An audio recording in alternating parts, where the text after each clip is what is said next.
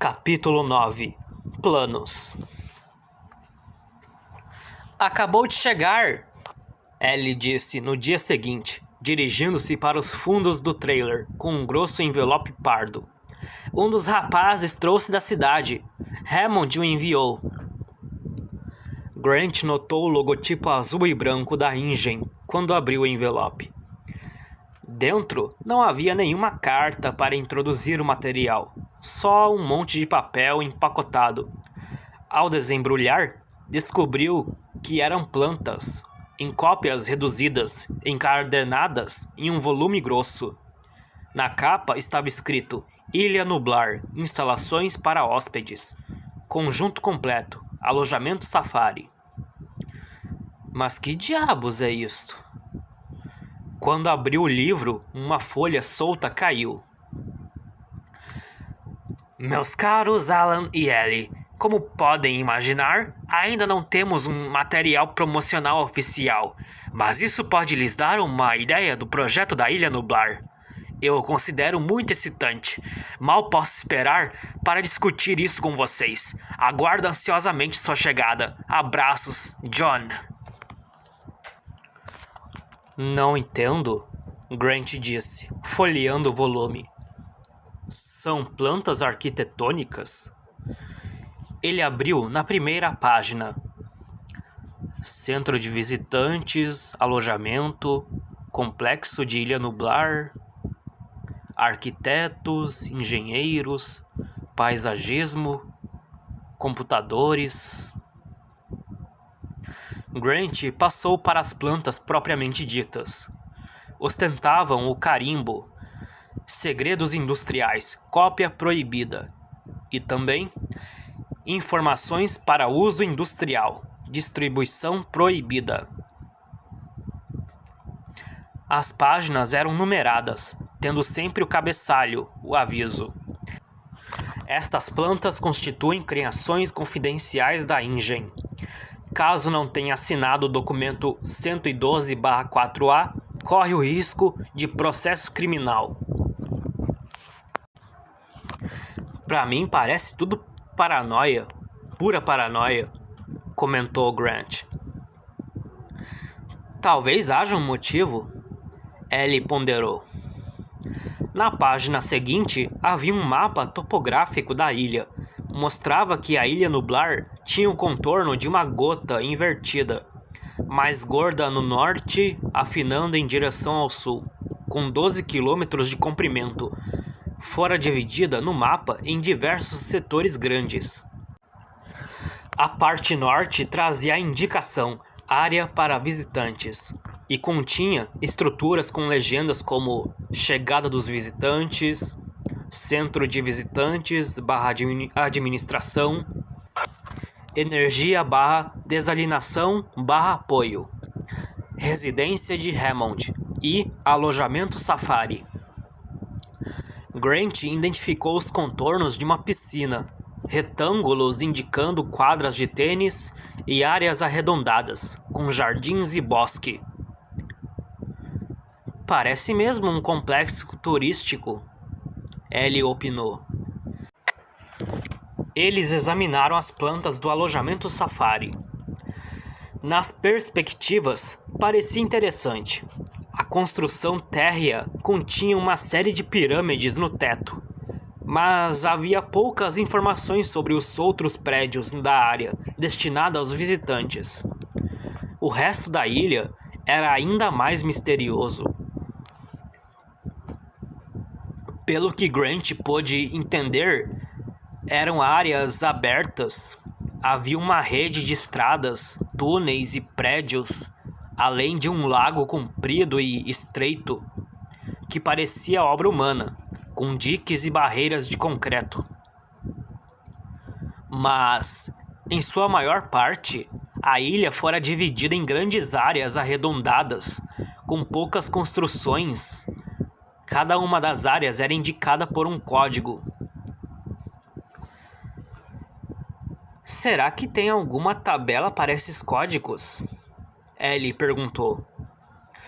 Grant folheou o volume, mas não encontrou nada. Talvez tenha sido retirada, ela especulou. Como eu já disse, pura paranoia. Grant estudou as grandes divisões em curva, separadas umas das outras por um emaranhado de estradas. Havia apenas 6 setores em toda a ilha, e cada uma das áreas era isolada da estrada por um fosso de concreto. Na beirada de cada um havia uma pequena cerca com um minúsculo raio desenhado. Isso os intrigou, até que concluíram que as cercas eram eletrificadas. Isso é muito estranho, ela disse. Cercas eletrificadas em um complexo turístico? Quilômetros de cerca, Grant observou. Cercas eletrificadas e fossos juntos. E normalmente tem uma estrada que os acompanha. Parece um zoológico, Ellie concluiu. Retornaram ao mapa topográfico e estudaram atentamente os contornos. As estradas tinham sido dispostas de modo incoerente. A principal seguia de norte para sul, por entre os morros centrais da ilha, inclusive um trecho que parecia ter sido literalmente cortado na rocha, na beira do penhasco, acima de um rio. Pelo jeito, haviam feito um esforço deliberado para manter as áreas maiores isoladas, separadas entre si e das estradas por fossos e cercas eletrificadas. E as estradas eram altas, acima do solo, para que se pudesse olhar por cima das cercas. Sabe de uma coisa? Ellie disse. Essas obras são enormes. Olhe só! Esse fosso de concreto tem 10 metros de largura. Parece uma fortificação militar. O mesmo vale para as construções. Grant reparou que cada uma das divisões maiores possuía na parte interna algumas edificações, normalmente localizadas em cantos protegidos. Mas os prédios eram todos de concreto, com paredes grossas. Os cortes laterais mostravam bunkers com janelas pequenas, como os que os nazistas usavam nos antigos filmes de guerra. Naquele momento, ouviram uma explosão abafada e Grant deixou os papéis de lado. Vamos voltar ao trabalho. Fogo! Houve uma ligeira vibração e linhas amarelas apareceram na tela do computador. Agora, a resolução estava perfeita e Alan Grant pôde olhar o esqueleto, bem definido, o longo pescoço arqueado para trás. Sem dúvida nenhuma, era um filhote de Velociraptor e parecia imperfeito. A tela ficou vazia. Odeio computadores, Grant reclamou, olhando para o sol. O que foi agora? Defeito no cabo do transformador. Um dos assistentes explicou. 1 minuto, por favor. O rapaz debruçou-se sobre o emaranhado de fios atrás do computador portátil. Eles o haviam colocado em cima de uma caixa de cerveja, no Morro 4, perto do dispositivo que chamavam de tamper. Grant sentou-se na encosta do morro e olhou para o relógio. Em seguida, comentou com Ellie. Vamos precisar lidar com isso no modo antigo. Um dos rapazes escutou. Ora, Alan. Sabe, Grant disse. Preciso pegar o avião e quero deixar o fóssil protegido antes da minha partida. Quando se começava a expor um fóssil, era preciso ir até o fim, ou se arriscar a perdê-lo. Os visitantes imaginavam que a paisagem nas terras áridas era imutável.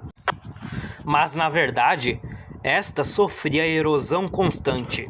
Durante todo o dia, escutavam um barulho das pedras rolando nas encostas, e sempre havia o risco de uma tempestade.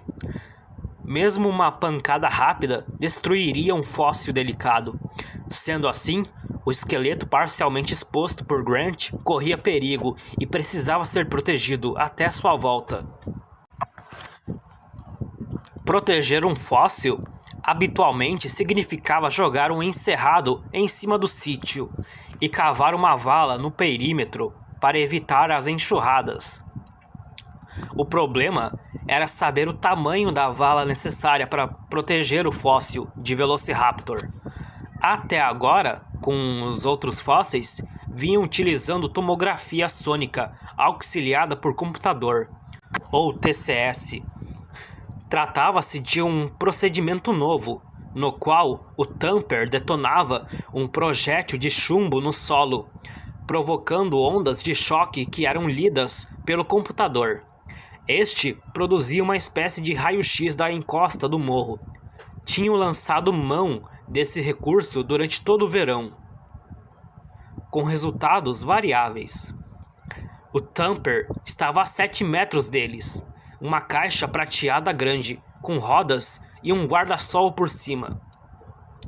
Parecia um carrinho de sorvete, parado contraditoriamente no deserto.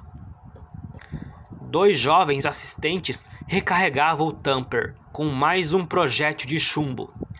Até agora, o Thumper só servira para localizar os fósseis, ajudando a equipe de Grant a escavar com mais eficiência.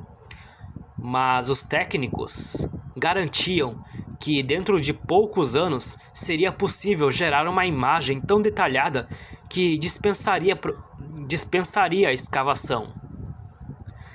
Teria uma visão tão perfeita dos ossos em 3 dimensões que isso inauguraria uma nova era para a paleontologia e arqueologia também, sem escavações.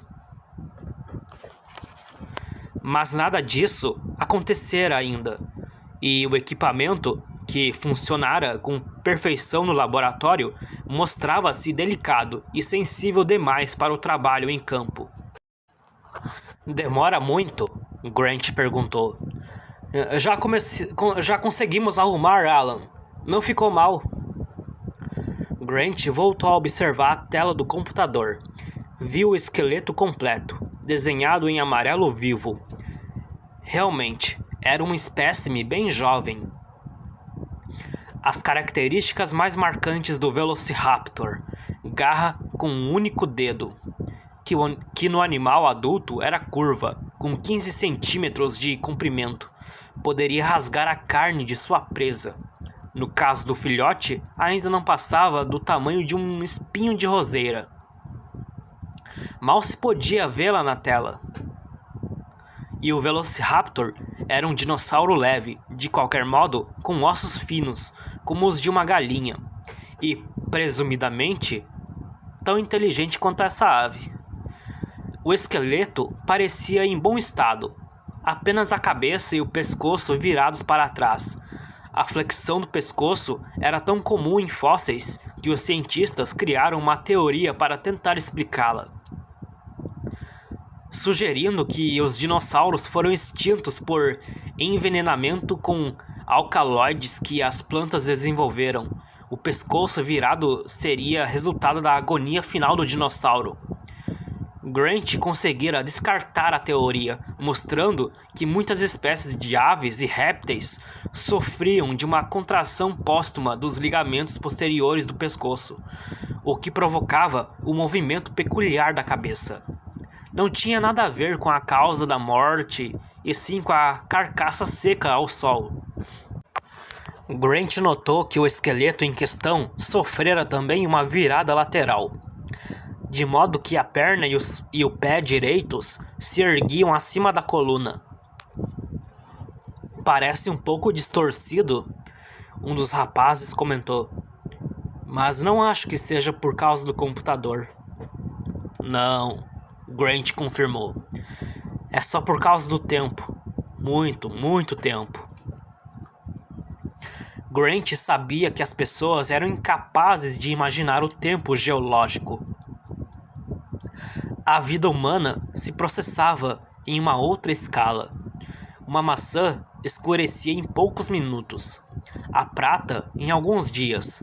Uma pilha de material orgânico virava adubo em uma estação. Uma criança virava adulto em uma década. Nenhuma das experiências humanas cotidianas preparava as pessoas para imaginar o significado de 80 milhões de anos. O período transcorrido desde a morte daquele pequeno animal. Quando dava aula, Grant tentava comparações. Se imaginassem que o período médio de vida de um ser humano, 60 anos, fosse comprimido em um dia, então 80 milhões de anos valeriam 3.652 anos. Uma idade superior às das pirâmides. O Velociraptor estava morto há muito tempo. Não parece muito ameaçador, falou outro dos rapazes. E não era mesmo, Grant explicou.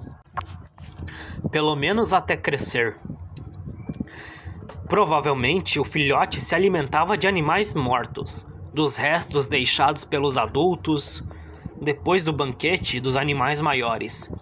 Quando estes ficavam descansando ao sol, os carnívoros podiam comer até 25% de seu peso corporal em uma única refeição, o que os deixava sonolentos em seguida.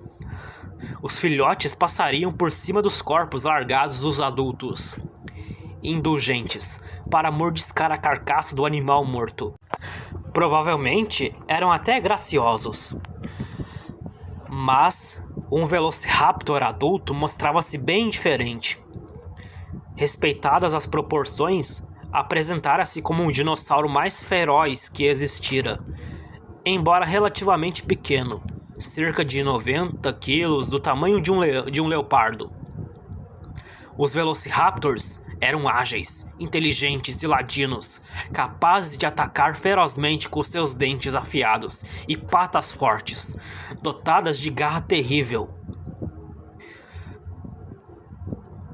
Caçavam em grupos, e Grant imaginava a cena excitante de uma dúzia daquelas feras correndo a toda velocidade, pulando nas costas de um dinossauro muito maior, rasgando o pescoço e retalhando o dorso e a barriga da vítima. Nosso tempo está se esgotando, Ellie disse, trazendo-o de volta à realidade. Grant deu as instruções para que cavassem a vala. Graças ao computador, sabiam que o esqueleto se confinava a uma área relativamente pequena. Uma vala em torno de um quadrado de 2 metros bastaria. Enquanto isso, Ellie estendia o encerrado que protegeria a encosta do morro naquele trecho. Grant a ajudou a cravar as últimas estacas. Como o filhote morreu? Um dos assistentes perguntou. Duvido que possamos descobrir, Grant respondeu. A taxa de mortalidade dos animais silvestres é alta, chega a 70% em alguns carnívoros. Pode ter sido qualquer coisa, doença, separação do grupo, até mesmo um ataque de um adulto.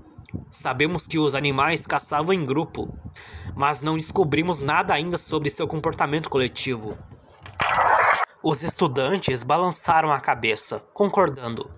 Haviam estudado o comportamento animal e sabiam, por exemplo, que um novo macho, ao assumir o controle de um bando de leões, matava imediatamente as crias. O motivo era aparentemente genético. O macho procurava disseminar seus genes o máximo possível e, ao matar as crias, provocava o cio nas fêmeas, podendo engravidá-las. Também impedia que as fêmeas desperdiçassem seu tempo cuidando dos filhotes de outro macho. Talvez o bando de Velociraptors caçadores também fosse comandado por um macho dominante. Sabiam tão pouco sobre os dinossauros, Grant pensou. Depois de 150 anos de pesquisas e escavações, ainda desconheciam os hábitos desses animais. Precisamos ir, Ellie insistiu. Se quisermos chegar a Chotô às 5 horas.